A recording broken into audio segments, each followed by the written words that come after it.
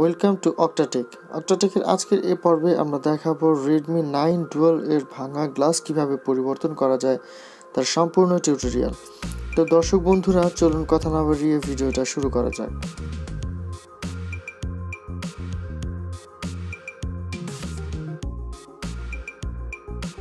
তো Redmi 9 dual এর OC করার জন্য বা ভাঙা গ্লাসটা পরিবর্তন করার জন্য আমাদের সর্বপ্রথম দেখে নিতে হবে যে ডিসপ্লেটা সম্পূর্ণ ঠিকঠাক আছে কিনা। রেডমি 9 ডুয়াল এই মডেলটার ডিসপ্লেটা সম্পূর্ণ ঠিকঠাক দেখা যাইতে হবে এবং ঠিকঠাক টাচে কাজ করতে হবে, তাহলেই আমরা পরবর্তী স্টেপে যাইতে পারবো, অর্থাৎ আমরা তাহলেই গ্লাস চেঞ্জ করতে পারবো। তো এখানে আমরা দেখতে পারতেছি যে কর্নিং গরিলা গ্লাস যে প্রোটেকশনটা আছে, মেইন গরিলা গ্লাস যেটা ডিসপ্লে প্রোটেকশনে থাকে, আমরা মোবাইলের সঙ্গে পেয়ে থাকি, ওই গ্লাসটা ফেটেছে, মেইন গ্লাসটাই ফেটেছে, বাকি ডিসপ্লে আপনার ভালো আছে, টাচ ঠিকঠাক কাজ করতেছে। এ পর্যায়ে আমরা ডিসপ্লে ওসি করার সিদ্ধান্ত নিতে পারি। তো সর্বপ্রথম আমাদেরকে মোবাইলটা ডিসঅ্যাসেম্বল করে নিতে হবে। একটা ওপেনারের সাহায্যে আমরা মোবাইলটার ব্যাকশেলটা খুলে নিচ্ছি।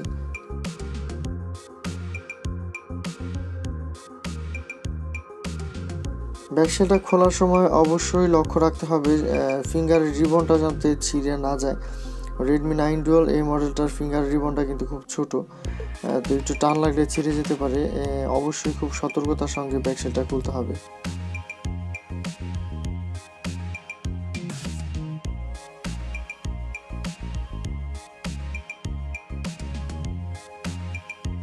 তো বন্ধুরা, আপনারা দেখতেই পারতেছেন যে ব্যাকশেলটা কিন্তু আমরা সুন্দরভাবে খুলে নিয়েছি। এখন আমাদের ফিঙ্গারের রিবনটা খুলে নিতে হবে এবং মাদারবোর্ডের উপরে যে শেলটা আছে, রিঙ্গার স্পিকার আছে, সবগুলো আমাদের খুলে নিতে হবে। মোট কথা একটা ডিসপ্লে খুলে নেওয়ার জন্য যা যা খুলে নেওয়ার দরকার বা যা যা করা দরকার আমরা তাই করব। তো এখানে একটা ইলেকট্রিক স্ক্রু ড্রাইভারের সাহায্যে আমরা সবগুলো স্ক্রু একে একে খুলে নিচ্ছি।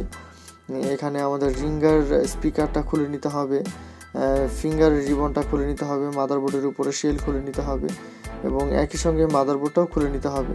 তো স্টেপ বাই স্টেপ আপনাদের আমি দেখানোর চেষ্টা করতেছি যে স্টেপ বাই স্টেপ কীভাবে আমরা ডিসপ্লেটা আলাদা করতে পারবো। তো এখানে স্টেপ বাই স্টেপ একের পর এক পুঙ্খানুপুঙ্খভাবে আপনাদের কাজটা আমি দেখানোর চেষ্টা করতেছি। তো দর্শক বন্ধুরা, আপনারা দেখতেই পারতেছেন যে কিভাবে একে একে আমি রিঙ্গার স্পিকার, আপনার ফিঙ্গারের রিবন এবং মাদারবোর্ডটা আলাদা করে নিচ্ছি। এখানে আপনার আলাদা কোনো রিবন নাই, ডিসপ্লের রিবনের সঙ্গেই আপনার এই মোবাইলের সবগুলো কাজ করা হয়েছে। তো বন্ধুরা, একে একে আমরা সব কিছুই খুলে নিচ্ছি ডিসপ্লেটা খুলে নেওয়ার জন্য। তো দেখতে থাকুন আমরা কিভাবে কাজটা করি। সব কিছু খুলে নেওয়ার পরে এখন ডিসপ্লেটা হিট স্টেশনের উপর অন্ততপক্ষে 5-6 মিনিট আমরা হিটে রেখে দিব, যাতে ডিসপ্লের আঠাটা নরম হয়ে যায় এবং আমরা ব্লেডের সাহায্যে আস্তে আস্তে করে খুব সুন্দরভাবে ডিসপ্লেটা খুলে নিতে পারি। ডিসপ্লেটা খুলে নেওয়ার সময় সাবধানতা অবলম্বন করতে হবে এবং লক্ষ্য রাখতে হবে কোনো রকম প্রেশার যেন ডিসপ্লেতে না পড়ে। ডিসপ্লেটা আলতোভাবে সুন্দরভাবে খুলতে হবে, প্রেশার দিলে কিন্তু ডিসপ্লেটা নষ্ট হয়ে যাবে। তো বন্ধুরা, আপনারা দেখতেই পারতেছেন কত আলতোভাবে সুন্দরভাবে ডিসপ্লেটা আমরা খুলে নিচ্ছি।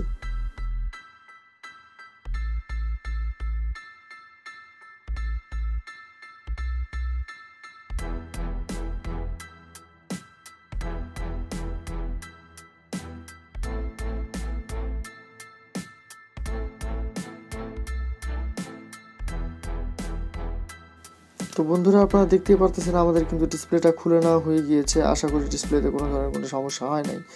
তারপরেও আপনাদের চেক করে দেখাবো যে ডিসপ্লেতে কোনো সমস্যা হয় নাই। তো পরবর্তী স্টেপে অন্য কোনো বা পরবর্তী কাজগুলোয় যাতে কোনো ধরনের কোনো অসুবিধা না হয়, এই কারণে ডিসপ্লে খোলার পরে আমরা ডিসপ্লের ফ্রেমটা পরিষ্কার করে নিব, কারণ ওসি গ্লাস যখন ডিসপ্লের সঙ্গে আমরা অ্যাটাচ করব তখন কিন্তু ফ্রেমটা পরিষ্কার থাকা অবশ্যই প্রয়োজন, না হলে কিন্তু আমরা ওসি গ্লাসটা সুন্দরভাবে অ্যাটাচ করতে পারবো না। তো দেখতে থাকুন পরবর্তী স্টেপগুলো আমরা কিভাবে কাজ করি। আমাদের মোবাইলের ফ্রেমটা পরিষ্কার করে নেওয়া হয়ে গিয়েছে। এখন ডিসপ্লেটা যে আমরা খুললাম, কোনো রকম কনফিউশন থাকলে অবশ্যই ডিসপ্লে চেক করে নিতে হবে যে ডিসপ্লেটা ভালো আছে কিনা। শুধু পরিশ্রম করার কোনো দরকার নেই।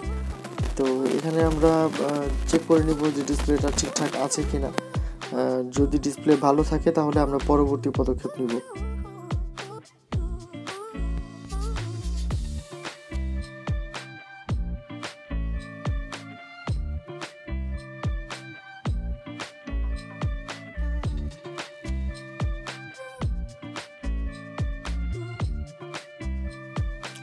তো বন্ধুরা আমরা এখানে দেখতেই পারতেছি যে ডিসপ্লেটা কিন্তু সম্পূর্ণ ভালো আছে, কোনো ধরনের কোনো স্পট বা দাগ টাগ কিছু হয় নাই। তো এই পর্যায়ে আমরা মোবাইলটা বন্ধ করে দিয়ে ডিসপ্লের কাজটা আবার শুরু করব।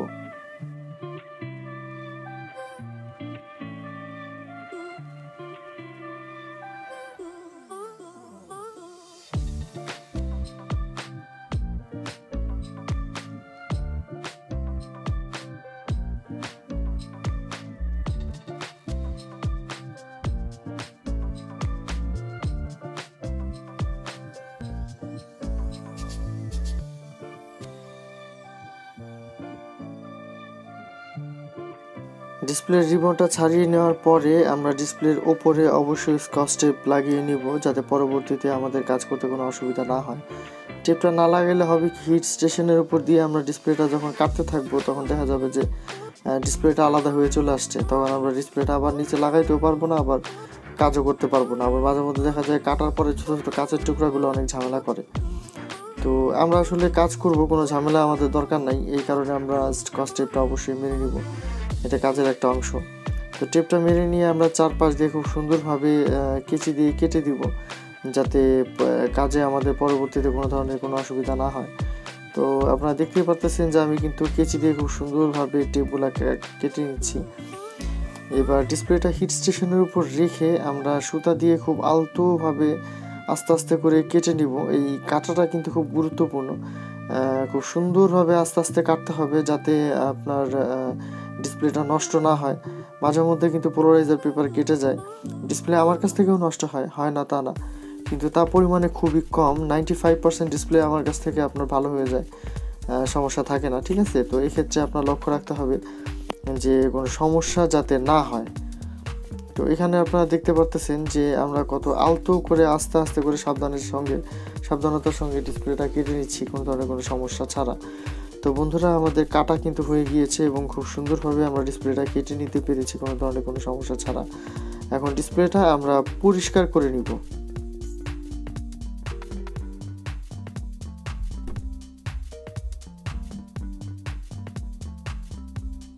তো ডিসপ্লের ওপরে যে মোটা আঠাটুকু লাগিয়ে রয়েছে, এটা মোটরের সাহায্যে আমরা পরিষ্কার করে নিব।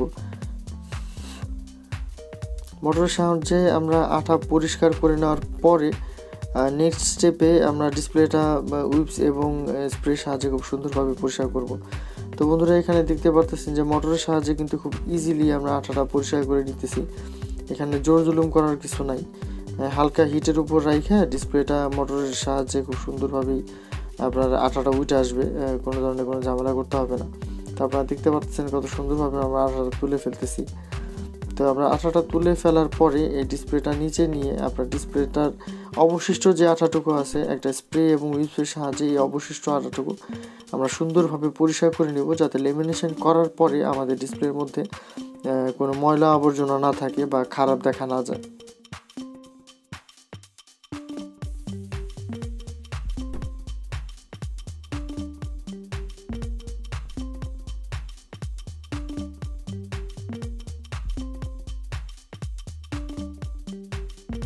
পরিষ্কার করার পরে আমরা লেমিনেশন পেপারটা ডিসপ্লের উপরে খুব সুন্দরভাবে লাগিয়ে দিব।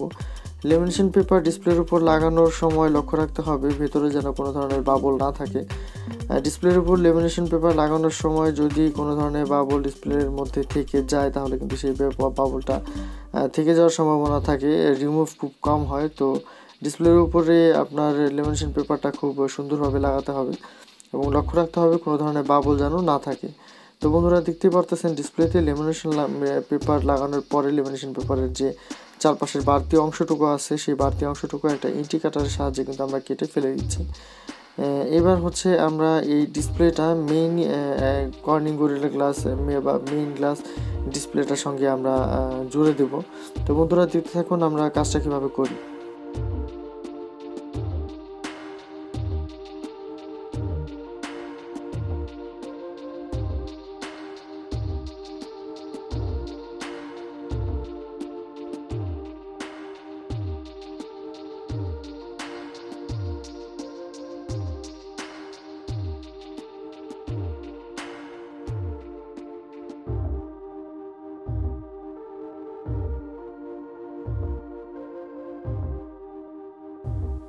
দর্শক বন্ধুরা, আপনারা দেখতেই পারতেছেন যে ডিসপ্লের সঙ্গে গ্লাসটা কিভাবে আমরা জুড়ে দিচ্ছি। ডিসপ্লের সঙ্গে গ্লাসটা লাগানোর পরে ডিসপ্লেটা মেশিনের মধ্যে দিয়ে দিতে হবে যাতে লেমিনেশন হয়ে আসে এবং সুন্দর একটা ডিসপ্লে আমরা বানাতে পারি। তো এখানে গ্লাস আর এলসিডিটা অ্যাটাচড করে দিয়ে আমরা সুন্দর একটা কমপ্লিট ডিসপ্লে তৈরি করব। তো আপনারা দেখতেই পারতেছেন মেশিনের মধ্যে থেকে কিভাবে একটা কমপ্লিট ডিসপ্লে তৈরি হয়ে যাচ্ছে। তো ফিনিশিং টাচের জন্য আমরা বাবল রিমুভারে দিয়ে দিব যাতে ভেতরে সব বাবলগুলা বের হয়ে যায় এবং একটা কমপ্লিট ডিসপ্লে আমাদের তৈরি হয়ে আসে। দর্শক বন্ধুরা, এই ধরনের প্রবলেম কিন্তু বা মোবাইলের প্রবলেম কিন্তু অনেকেরই অনেক সময় হয়। তো আপনাদের মোবাইলে এই ধরনের কোনো প্রবলেম থেকে থাকলে আমাদের সঙ্গে আপনারা যোগাযোগ করতে পারেন। আমাদের দোকানের ঠিকানা অক্টোপাস ইলেকট্রনিক্স হাফেজ বিল্ডিং, নীলটলি, ফরিদপুর। আপনি যদি ফরিদপুরের বাইরে থেকে থাকেন তাহলে ফেসবুক পেজের মাধ্যমে আমাদের সঙ্গে যোগাযোগ করতে পারেন। আমাদের ফেসবুক পেজের লিঙ্ক ভিডিও ডিসক্রিপশনে দেওয়া থাকবে, সেখান থেকে চাইলে আপনারা আমাদের সঙ্গে যোগাযোগ করতে পারেন এবং এই ভিডিও সম্বন্ধিত বা মোবাইল সার্ভিসিং সম্বন্ধিত যে কোনো ধরনের তথ্যের জন্য আপনারা আমার সঙ্গে যোগাযোগ করতে পারেন। এই ভিডিওর কমেন্টের মাধ্যমে আমি তার উত্তর দেওয়ার চেষ্টা করব। তো বন্ধুরা, আপনারা দেখতেই পাচ্ছেন ডিসপ্লে কিন্তু আমাদের তৈরি হয়ে গেছে। এখন কিন্তু আঠা দিয়ে ডিসপ্লেটা বডির সঙ্গে লাগিয়ে দেওয়ার পালা। তো এখানে আমরা কালো আঠা ব্যবহার করতেছি এবং কালো আঠা বডির সঙ্গে দেওয়ার পরে অন্ততপক্ষে 3 মিনিট অপেক্ষা করতে হবে এবং তারপরে ডিসপ্লেটা বডির সঙ্গে লাগিয়ে দিতে হবে। তো এখানে আমরা ডিসপ্লেটা বডির সঙ্গে অ্যাসেম্বল করে দিচ্ছি এবং মোবাইলটা যেভাবে আমরা ডিসঅ্যাসেম্বল করে নিয়েছিলাম ঠিক অনুরূপভাবে একে একে স্টেপ বাই স্টেপ আবার অ্যাসেম্বল করে নিতে হবে। তো বন্ধুরা, চলুন দেখি কিভাবে আমি মোবাইলটা স্টেপ বাই স্টেপ অ্যাসেম্বল করে নিই।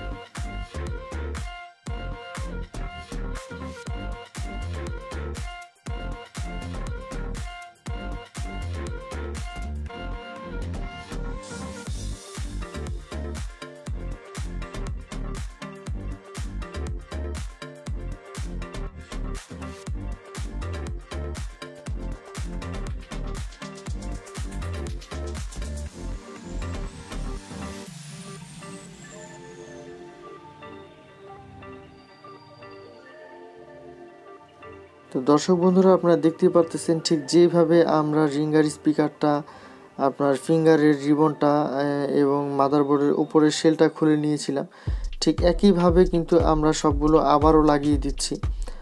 এখন আমরা সম্পূর্ণ স্ক্রু একটা ইলেকট্রিক স্ক্রু ড্রাইভারের সাহায্যে সুন্দরভাবে লাগিয়ে দিব যাতে করে মোবাইলটা সম্পূর্ণ অ্যাসেম্বল হয়ে যায়। তো বন্ধুরা, দেখতে থাকুন কিভাবে আমরা মোবাইলটা সম্পূর্ণ অ্যাসেম্বল করি।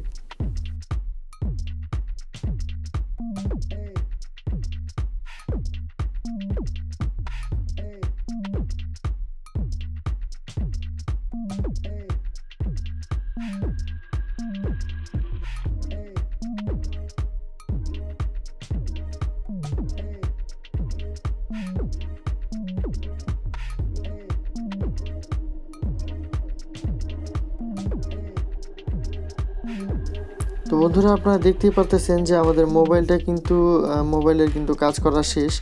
একটা ভাঙা গ্লাস কিন্তু আমরা পরিবর্তন করে সম্পূর্ণ নতুন একটা ডিসপ্লে তৈরি করে ফেলেছি এবং এটা কিন্তু আসলে দেখলে বোঝার উপায় থাকে না যে ডিসপ্লেতে কোনো ধরনের কোনো কাজ করা হয়েছে।